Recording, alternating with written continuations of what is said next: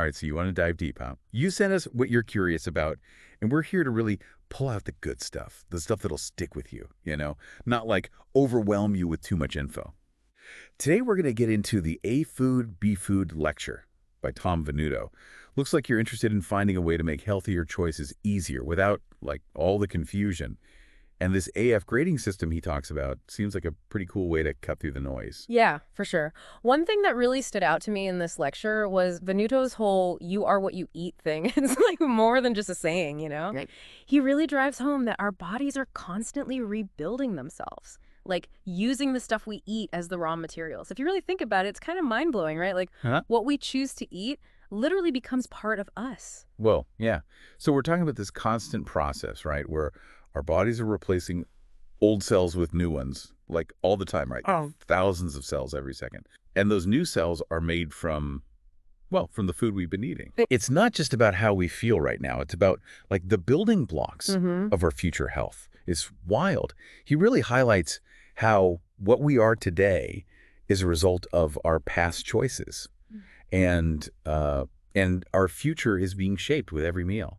It's a pretty powerful way to look at things, don't you think? Totally. And it makes you kind of reconsider those times when you grab something on the go without like really thinking about what's in it. For sure. And that's where this lecture gets interesting, because Venuto gives us this system, this AF grading system that helps us see food in a whole new light. It's not just good or bad anymore. It's a spectrum of quality. Right, like a spectrum, like hot to cold or light to dark. Yeah. Not just a black and white thing. Exactly. It's gradual. And that's how he wants us to think about food quality, ranging from, those highly processed, low nutrient F foods all the way up to those completely natural, nutrient-packed A foods. And to really illustrate this, he uses this cool example with an apple. An apple.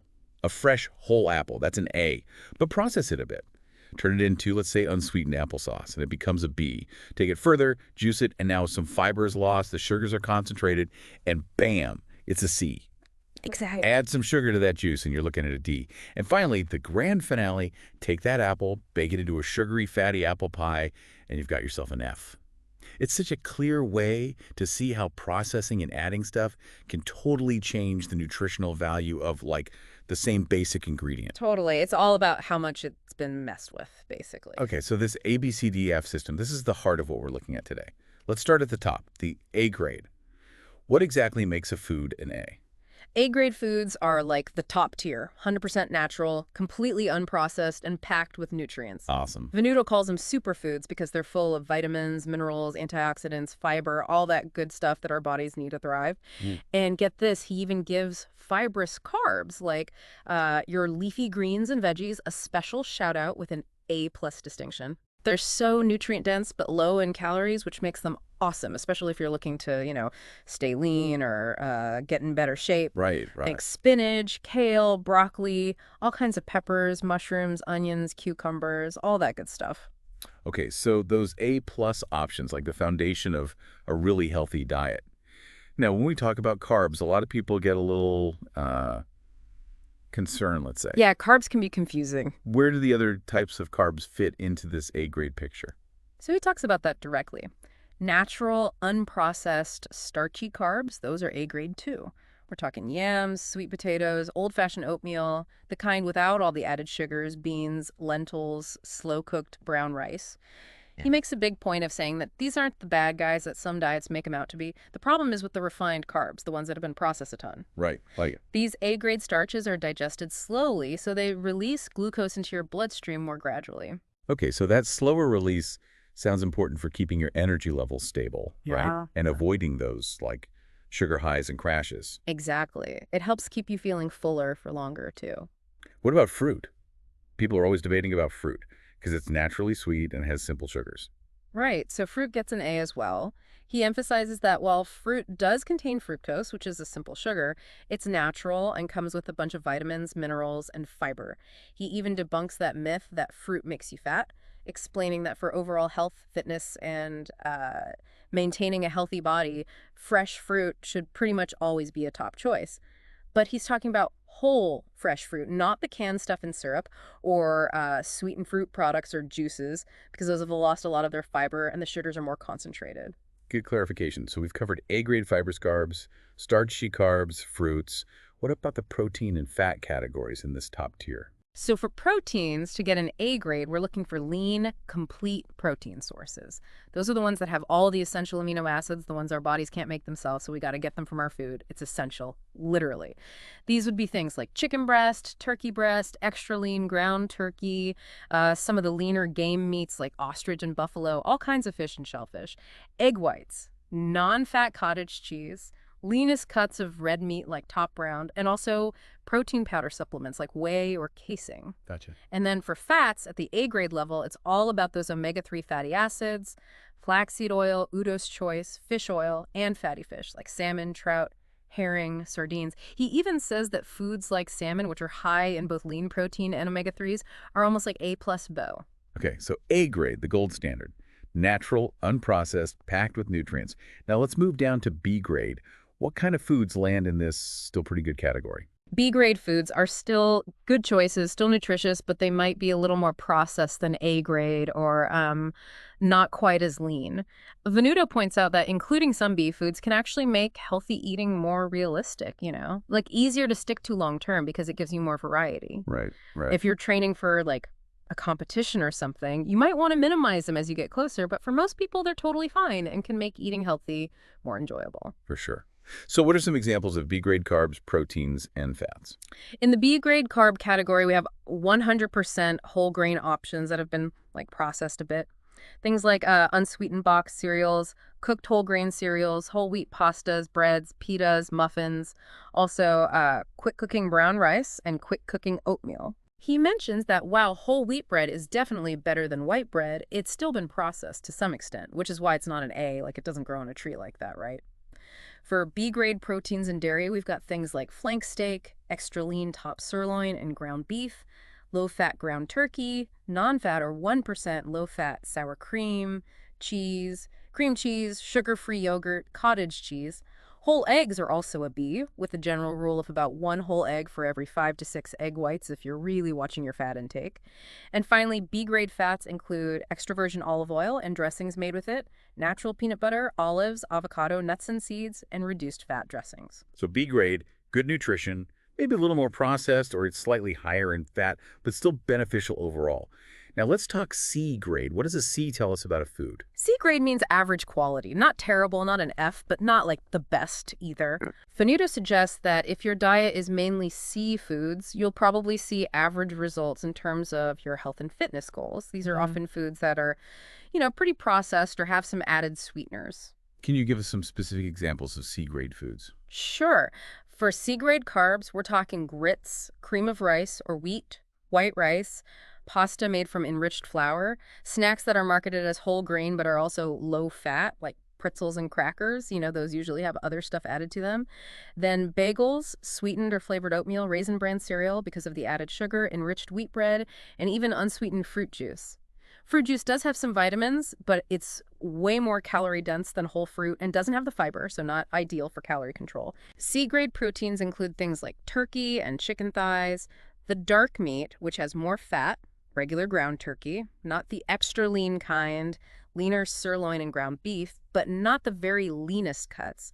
Very low-fat sliced lunch meats, which he says to be careful with in general because of processing and additives, and low-fat versions of cheeses, cream cheese, cottage cheese, sour cream, unsweetened yogurt, also low-fat ham or pork.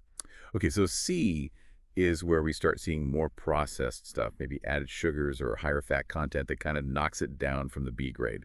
Let's talk D grade. This is where it starts to get less desirable, right? Yeah, a D is a poor grade. Right. Venuto's pretty clear that eating a lot of D foods will likely slow down your progress and could be bad for your health. These are often foods that are high in refined sugars or mainly made from bleached white flour, and D-grade proteins tend to be kind of high in fat, total unsaturated fat, or they're more processed. He even uses the example of low-fat hot dogs to show that processed meat, even if it's lower in fat, is not a good choice to be eating regularly. He also points out that the higher the saturated fat content, the lower the grade tends to be. Gotcha. So what are some common D-grade foods that people might be eating a lot? For D-grade carbs, you've got things like sweetened boxed breakfast cereals that aren't whole grain, snacks made mainly from white flour, like a lot of pretzels and crackers, bleached white bread and anything made with it, muffins, and other baked goods that are usually made with white flour, sugar, and sometimes those unhealthy hydrogenated oils. Then for degrade proteins and dairy, there's low-fat sliced lunch meats, chicken and turkey, low-fat sausage, regular ground beef, full-fat cream cheese, cottage cheese, sour cream, butter, half and half, higher fat cuts of red meat, roast beef, ham, pork, and even reduced fat versions of beef jerky, hot dogs, and sausage. That's interesting that reduced fat processed meats are still a D. It really shows that it's not just about the fat content, it's the processing itself that plays a big role in this system. Now we're at the bottom of the barrel. F grade, these are basically the foods to avoid altogether, right? Pretty much. F-grade foods are what Venuto says you should almost never eat, maybe only very, very rarely. Okay. These foods are the ones that not only mess with your fitness goals, but can be really bad for your health. He puts them into categories. Foods with trans fats, those very high in saturated fat, highly processed or refined foods, foods loaded with added sugar or pure sugar, high in both refined sugars and unhealthy fats, and processed high-fat meats. Wow, that's a pretty comprehensive list of things we should be minimizing or cutting out entirely. Yeah. Can you give us some specific examples within those F categories to really drive it home? Absolutely. For trans fats and very high saturated fats, it's anything made with hydrogenated tropical oils or vegetable oils, deep fried foods, margarine, and very high fat cuts of pork and red meat like porterhouse and prime rib. When it comes to refined carbs and pure sugar, think candy, sweets, chocolate bars, cookies, soda, and all those sugary drinks. Right. Then you have those pastries and baked goods that are usually full of unhealthy fats and sugars. Things like pies, donuts, croissants, eclairs, those cinnamon rolls, and cakes. He also lists foods that are high in both refined carbs and saturated fat, like fettuccine alfredo, potato chips, hot dogs, and fast food burgers on white buns, especially with cheese and bacon, sweetened peanut butter, and full-fat chocolate milk. And lastly, in the processed high-fat meat category, there's full-fat sliced lunch meats like ham, turkey, and chicken, all the other full-fat cold cuts, bologna hot dogs, salami, beef jerky and sticks, sausage, and bacon. Okay, so those examples really show you what kind of food should be very rare choices, if at all. So we've gone through this whole grading system. What's the most important takeaway for you, the listener, when you're thinking about your own diet? The key is to use the system as a tool to see where in your current eating habits you might be choosing a lot of seafoods or lower, and then look for easy ways to make some upgrades. You don't have to eat perfectly all the time, striving for an all-A grade diet. Venuto emphasizes that eating mostly A and B foods will give you great results. What really matters is consistency and sticking to it, and allowing yourself some B foods can actually make healthy eating more sustainable and enjoyable in the long run. And what's the simplest, first step someone could take to start improving their food grades? He gives a great, easy-to-remember tip. Ask yourself, did this food come directly out of the ground or off a tree or plant in pretty much this form? That's a good one. If the answer is yes, it's probably an A food. For protein, you can extend that to, did it grow from the ground, or did it walk, fly, or swim in a relatively unprocessed state? Prioritizing natural, unprocessed foods as much as possible is the fastest and easiest way to improve your food grades. He even suggests trying to shop at health food stores and farmers markets, where you'll usually find more of these higher grade options. He uses the example of finding only one type of shredded wheat at a regular supermarket versus the variety of whole grain, minimally processed cereals you might find at a health food store. It really brings us back to that main idea, doesn't it? You are what you eat. Exactly. And all these daily choices, meal after meal, they're constantly influencing the very cells that make up our bodies. It's not a one-time thing, it's an ongoing process. Absolutely. Every choice we make has an impact on a cellular level, either helping or hurting our health and well-being.